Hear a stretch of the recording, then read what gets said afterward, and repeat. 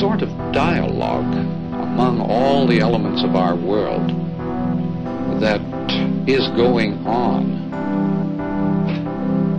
The kind of exchanges, interchanges of imagery and awareness of peoples of the world.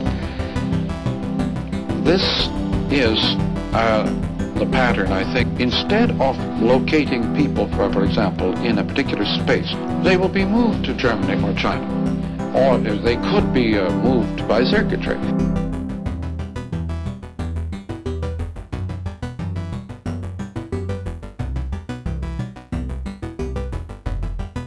In 1998, the last working tin mine in Cornwall closed. The first DVDs hit our shelves. The real IRA announced a ceasefire, and Tosh from the Bill passed away. Also, a film called Three Businessmen was released. Though director and lead actor Alex Cox had just been fired from his directing role on the gonzo masterpiece Fear and Loathing in Las Vegas, what he actually then made was far more subversive than Hunter S. Thompson's Dark Voyage to the Heart of America's Dream, because it hadn't happened yet. Three Businessmen is a meandering hangout film about two strangers who find themselves searching for a place to eat in a changing Liverpool. The two strangers meet in what seems to be an abandoned, almost apocalyptic restaurant, where Frank King, played by director Cox, is tearing strips from a newspaper. Where have I seen that before? Ah, yes. Patrick McGee's McCann, tearing strips menacing in Friedkin's take on Pinter's play The Birthday Party, whose work has been described thusly. From the very outset, the defining quality of a Pinter play is not so much fear and menace, though they are undoubtedly present, as a yearning for some lost Eden as a refuge from the uncertain, miasmic present.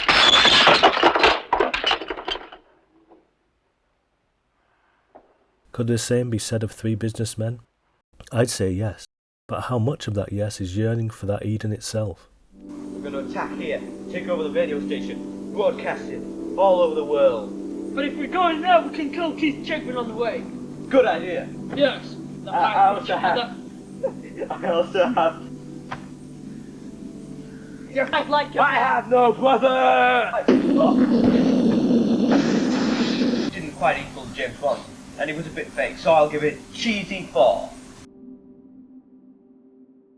As we watch these characters wander around and chat casually about any and everything, we're reminded of a time when our friends were people we were thrust into contact with, in school or the workplace, who we over time discovered an affinity with despite initial impressions or collision. How could we love someone even though we disagree on so many things? All of these materials actually could be just as available on closed circuit at home.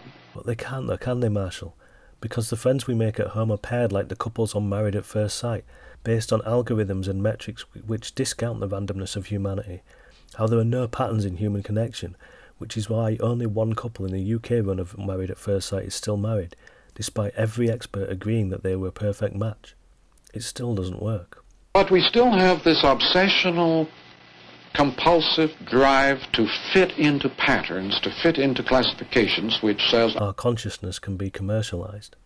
And as we're lost in these thoughts and getting to know these geezers, we'd be forgiven for failing to notice that though they're still looking for Matthew Street in Liverpool, they've somehow, somewhere, somehow inexplicably teleported to Rotterdam, then Hong Kong, and Tokyo, the karaoke mecca. But then where are we when the Liverpudlian La tells us to visit his karaoke bar? Who knows? We're lost, with no sense of place, existing everywhere simultaneously. Rushing back and forth looking for something to eat or drink, but what? There are so many options. The face of Liverpool is changing. Computer-based technology has vast potential in financial services, home shopping, health research, pharmaceuticals. We're building a world-class infrastructure to cash in on the boom. It is no longer one thing at a time, but wherever possible, everything at once. It's surface simple, with its naturalistic performances and lighting, free-flowing handheld cinematography and low-key nature, but is really a rather deep film about the effect the impending global village may have on us as a species if we treat it too seriously. It feels now like a message from the past on a teetering edge, the death of one era, and in its end, the birth and beginnings of a new one. It tells us not to leave behind the physical and lose ourselves in the closed circuit. And what he was saying is so true. I mean, think about it. Software, the technological explosion. Because our history is physical, it's psychogeographic. We can reach out and touch those haunted stones and echoes of mop-headed scousers. Jesus, 2 of them are still alive. Without those sparks of uniqueness, of one-in-a-lifetimes, we become characterless, bland, multi-fit for all purpose, shrink-wrapped shelf fodder destined only for landfill. What we need to do is look carefully at what it is that really binds us and what we need as people, not consumers, and that is each other. R.I.P. Tosh, and tin mines, and DVDs. Long live the new flesh, same as the old flesh, just with a phone in its hand.